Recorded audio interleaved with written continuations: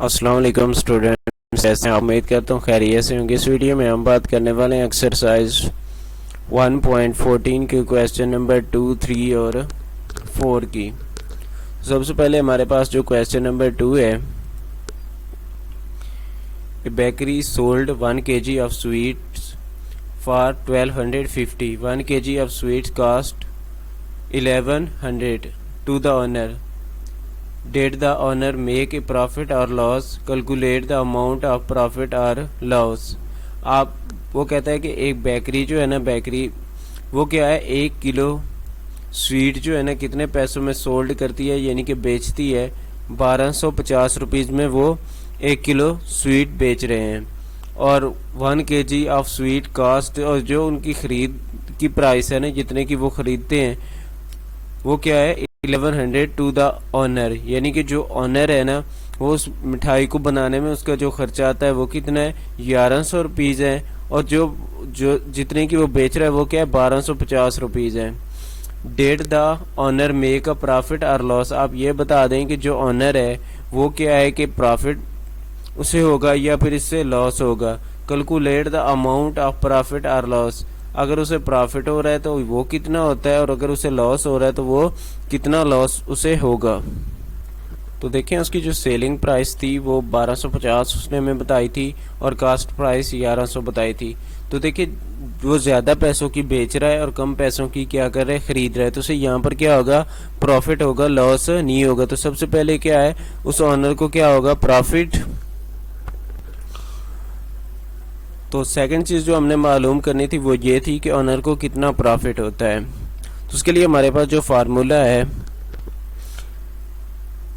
Selling price minus क्या होता है, कास्ट प्राइस। तो अब जो उसकी सेलिंग प्राइस थी वो क्या थी, 1250, और जो उसकी कास्ट प्राइस थी वो क्या थी, 1100। तो जब आप लोग माइनस करेंगे तो आपके पास क्या आ जाएगा, 150, यानी कि उसे 150 रुपीज़ का क्या होगा, प्रॉफिट होगा। नेक्स्ट क्वेश्चन जो हमारे पास है, माजिद बाट ए बुक। क्या करता है माजिद जो है ना, एक बुक खरीदता है for 2500 from a book store. वो क्या करता है, एक बुक स्टोर से जो है ना एक किताब खरीदता है। कितने पैसों की खरीद रहा है, 2500 रुपीज़ की। द बुक स्टोर बाट दिस बुक फॉर 2200। तो जो बुक स्टोर वाले थे उन्होंने ये बुक कितने की खरीदी थी, 2200 रुपए की खरीदी थी, और माजिद को कितने की बेची है, 2500 रुपए की।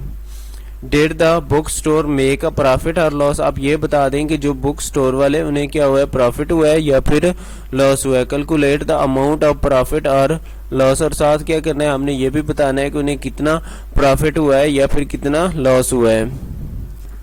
अभी देखिए, उसने बेची कितने की है, 2500 की, और ख़रीद के कितने की लाया था, 2200 की। तो उसे कि दुकानदार जो शॉपकीपर था उसे क्या हुआ है, प्रॉफिट हुआ है, क्योंकि उसने खरीदी कम पैसों की थी और बेची ज़्यादा पैसों की है। तो जो उसको प्रॉफिट हुआ है वो क्या हो जाएगा, selling price minus cost price. Selling price उसकी क्या थी, 2500 था, और कॉस्ट प्राइस 2200। तो जब हम माइनस करेंगे तो आपके पास क्या आ जाएगा, 300। नेक्स्ट क्वेश्चन देखें, the price of 1 bicycle is 7000। वो कहता है कि जो एक बाईसाइकिल है ना उसकी कीमत क्या है, 7000 रुपीज़ है। अदनान बाट 2 बाईसाइकिल्स। अदनान क्या करता है, 2 बाईसाइकिल्स खरीदता है एंड सोल्ड दैम 13000, और बेचता कितने की है, 13000 की बेच देता है। Calculate the amount of profit और लॉस। आप क्या करें, ये बता दें कि उसे जो है ना कितना प्रॉफिट हुआ है या फिर लॉस हुआ है। देखें, तो उसने आपको बताया था कि एक बाईसाइकिल की कीमत क्या है, 7000 है। अब उसने जब जो है ना सेल 2 की हैं तो उसने खरीदी भी 2 ही होंगी ना। तो यहाँ पर जो है ना क्या हो जाएगा, हम 2 के साथ मल्टीप्लाई कर देंगे, यानी कि एक की कीमत अगर 7000 थी तो 2 की कीमत क्या होगी, 14000 हो जाएगी मल्टीप्लाई करने से। उसके बाद जो है ना, जो सेलिंग प्राइस थी उसने कितने की बेची है, 13000 की